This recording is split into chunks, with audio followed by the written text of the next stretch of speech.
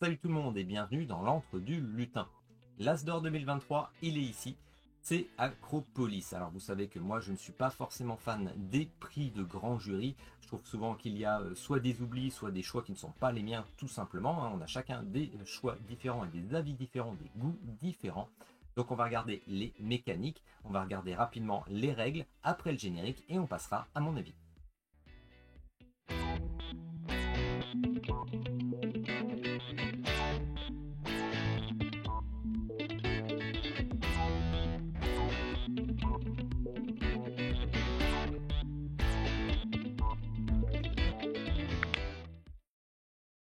Construisons une cité dans Acropolis, une rivière de tuiles et des types de bâtiments différents pour engranger un maximum de points en fin de partie.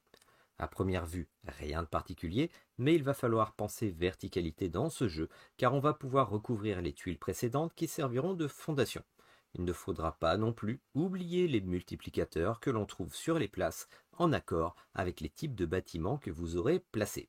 Alors un jeu calculatoire stratégique, voyons ensemble comment construire cette cité avec ce jeu de 1 à 4 joueurs pour des parties d'environ 30 minutes.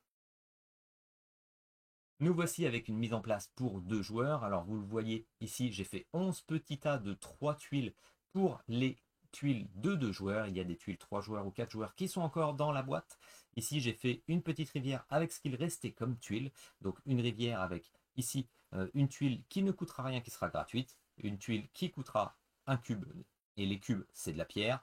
2 cubes, 3 cubes, voilà. Ici, nous avons les tuiles de départ qui ne sont pas asymétriques, qui sont purement symétriques. Donc on part vraiment avec la même chose dès le début. On part avec une tuile qui a 3 carrières de pierre, et à chaque fois un multiplicateur, les multiplicateurs pour les habitations. Donc, pour rappel par rapport à la présentation, eh bien effectivement, pour marquer des points, pour marquer le plus de points, nous avons une petite fiche que je vais vous agrandir sur l'écran, une petite fiche qui va vous rappeler qu'effectivement, à la fin de la partie, on va prendre par exemple pour les tuiles qui comportent des emplacements habitations, on prendra le groupement d'habitations qui sera le plus grand, on le multipliera par le nombre d'étoiles qui sera donné par les multiplicateurs d'habitation. On fera pareil également avec les marchands. Alors les marchands, il faut qu'ils soient tous séparés parce qu'ils n'aiment pas la concurrence. Donc les marchands qui seront comptés à la fin, ce seront les marchands qui seront tout seuls, qui ne seront pas à côté, adjacents d'un autre marchand. Et ces marchands seront multipliés par des multiplicateurs qui sont à chaque fois avec 2 étoiles. Donc ça coûtera un petit peu plus. Ensuite, nous avons également les emplacements rouges qui sont les emplacements militaires et il faut, pour qu'ils comptent ces emplacements militaires, qu'ils soient en périphérie pour protéger votre ville. De même, il y a les multiplicateurs à 2 étoiles. Dans les multiplicateurs à 2 étoiles encore, il y a les temples. Et les temples, il faut qu'ils soient entourés de fidèles pour compter. Donc il faudra que cette tuile ici, avec cet emplacement, soit entourée pour que le temple fonctionne et soit multiplié justement par un multiplicateur x 2 étoiles. Et pour quelque chose qui est très simple à mettre, mais il y en a moins quand même dans les tuiles, ce sont les jardins. Les jardins qui rapportent beaucoup de points parce qu'il n'y a pas, de choses qui vous bloquent pour le comptage. Ils peuvent être tous autonomes ou raccrochés ou autres. Il n'y a pas de problème là-dessus. Vous les mettez comme vous voulez. Pour chaque emplacement vert, chaque jardin, vous multiplierez par des multiplicateurs, si vous en avez, des multiplicateurs 3 étoiles. Donc assez important, justement, les jardins, on se jette dessus généralement. Donc pour l'instant, vous voyez que dans la rivière, il y a un seul multiplicateur, c'est un multiplicateur avec les habitations, et on en a chacun sur nos tuiles de départ. Allez, on va commencer et on va voir comment se joue vraiment ce jeu. Alors moi, je suis le premier joueur, je peux prendre justement cette tuile ici qui est gratuite, ou cette tuile avec justement des carrières. Alors moi, je vais dépenser tout de suite un cube, une carrière, et je vais prendre justement ici une tuile que je peux placer de la manière dont je veux. Je fais ce que je veux. Alors je pourrais très bien la placer ici ou placer ici. Moi, ce que je vous conseille, c'est de commencer à penser directement dès le début, au centre de votre ville quand même, à penser à monter les étages. Vous allez voir tout à l'heure, parce qu'effectivement, les tuiles, on va pouvoir les surélever. Et en les surélevant, les emplacements qui sont dessus vont gagner des points et vont être plus puissants. Donc là, pour l'instant, je mets simplement une carrière ici, ici et ici, parce que je pense tout de suite, tout à l'heure, à pouvoir rajouter potentiellement une autre tuile par-dessus. Alors, pour l'explication, si ça se passe tout à l'heure, je n'aurai pas le droit de placer une tuile exactement par-dessus une autre. Il faudra au moins qu'elle leur chevauche de la tuile. Donc, il faudra y penser. Et quand je placerai, par exemple, ici, eh bien, tout simplement, je placerai cette tuile, je recouvrerai 3 carrières. Recouvrir 3 carrières me permet de récupérer 3 cubes de pierre. Donc, il faut y penser. Et ça fait qu'ici, ce marchand, qui est tout seul, au lieu de compter pour un seul point s'il était en bas, tout seul, hein, voilà, qui ne touche pas un autre marchand, hein, je vous rappelle, c'est écrit sur la fiche, et bien tout simplement, s'il était en haut, eh bien il compterait pour 2 et non pas pour un. Donc, il va falloir penser à la verticale, c'est vraiment le plus d'Acropolis, c'est vraiment le but. Penser dès le début à construire sa ville pour pouvoir monter, quitte à perdre parfois des bonus. Voilà, ça va être que du calcul. Bon allez, je laisse ça ici. J'ai pris ma première tuile, on passe au suivant. Le suivant, alors 0, 1 ou 2 cubes. Bon bah on va dire que le suivant, lui, ce qu'il va faire, c'est qu'il va se rabattre sur quelque chose de gratuit tout de suite, quelque chose de gratuit qui peut lui rapporter des points facilement, parce que les jardins, je vous rappelle, ils peuvent rapporter beaucoup de points, mais encore est-il qu'il faut le multiplicateur. Si on n'a pas de multiplicateur jardin, eh ben 0 fois même 15 jardins, ça fera toujours 0 à la fin. Donc au début de partie, il va falloir essayer de récupérer des multiplicateurs, mais tout en pensant qu'il ne va pas falloir justement les recouvrir, il faut le garder jusqu'à la fin. Donc c'est à penser. On continue le tour, ça revient au premier joueur, il ne reste plus que 2 tuiles. Et bien justement, je vais faire ce que j'avais dit tout à l'heure. Est-ce que je prends celui-là? Bah oui, de toute façon, je suis obligé, j'ai plus de cubes, donc je suis obligé de prendre justement la tuile qui m'apparaît gratuite. Alors, comment je vais le placer? Je vais peut-être le placer comme ceci pour l'instant, et je recouvre donc 3 carrières, donc je récupère 3 blocs de pierre. Vous voyez, c'est hyper simple. Il ne reste plus dans la rivière qu'une seule tuile. Donc, on la décale. On va pouvoir passer le jeton premier joueur au joueur suivant. Et on prend une des pioches, justement, qui était ici. Et on la met en place. Voilà. Alors, il faut regarder tout de suite, est-ce qu'on a des multiplicateurs? Oui, ça tombe bien parce qu'on a un multiplicateur ici. Multiplicateur x3 pour le jardin. Donc, ça peut être intéressant. Vu que c'est son tour, il va se battre avec un petit cube de pierre. Il va investir pour récupérer justement ce jardin. Enfin, ce multiplicateur jardin. Voilà. Au moins, ça lui assurera déjà, si on regarde vite fait ce qu'il a comme point, il a déjà 3 fois 1, il a déjà 3 points, plus 1 fois 1. Et oui, parce que c'est le seul groupement d'habitation, et c'est le plus grand, donc c'est celui qui comptera. On repasse à nous. Ici, qu'est-ce que je vais faire? Je vais essayer de prendre, voilà, pour un point, je vais essayer de prendre ici pour faire une zone. Comment je vais faire ma zone? Bah tant pis, hein, je vais me placer ici, je vais peut-être perdre quelque chose. Je prends une zone ici avec 2 habitations. Donc là, si on regarde bien, et moi, j'ai 2 étoiles pour les habitations, 2 multiplicateurs, donc ça me fait 2 fois 2, parce que c'est mon groupement, le groupement d'habitations le plus grand. Et ainsi de suite. Donc vous voyez, le jeu est très simple. Je ne veux pas continuer bien longtemps. Qu'est-ce que je vais faire? Eh bien moi, ici, ce que je vais faire, c'est que je vais prendre le moins cher, voilà, le gratuit. Je vais le placer ici. Je ne vais pas recouvrir autre chose. Je vais recouvrir 3 carrières en récupérant donc 3 petits cubes de pierre.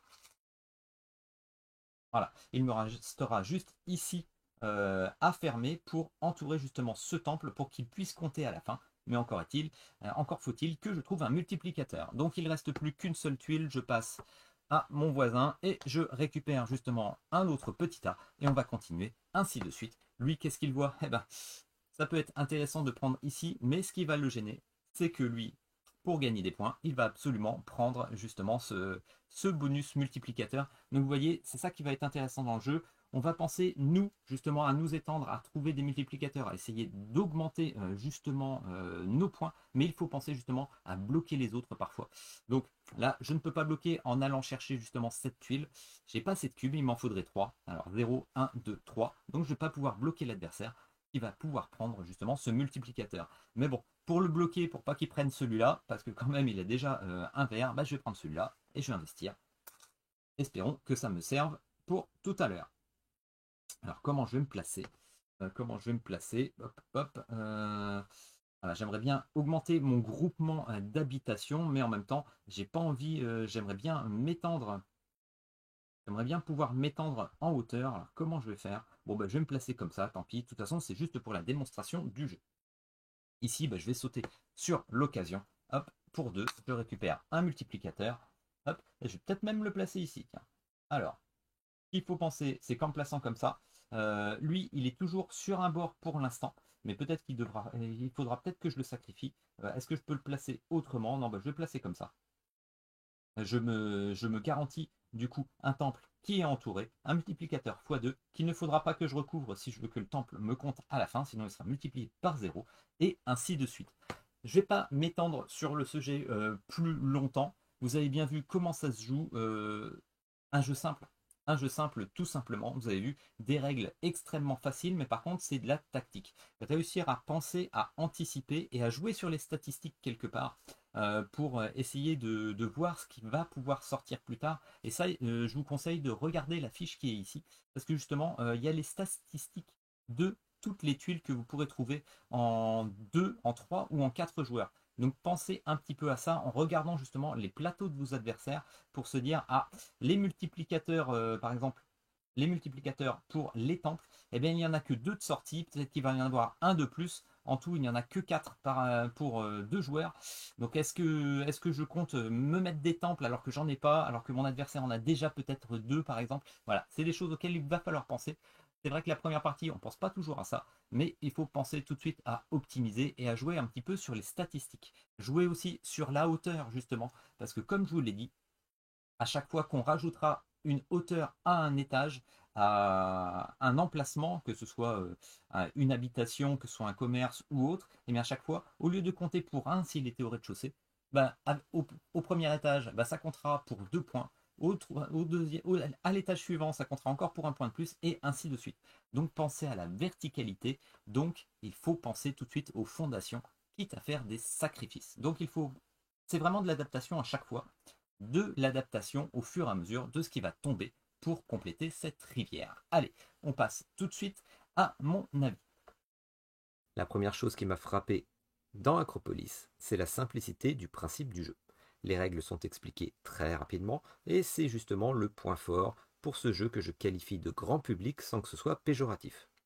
La verticalité, la chasse aux places pour les multiplicateurs, le jeu est fluide grâce à sa facilité de prise en main et un style graphique simple et coloré qui nous permet rapidement de comprendre la vue d'ensemble de votre ville, les bonus, les stratégies.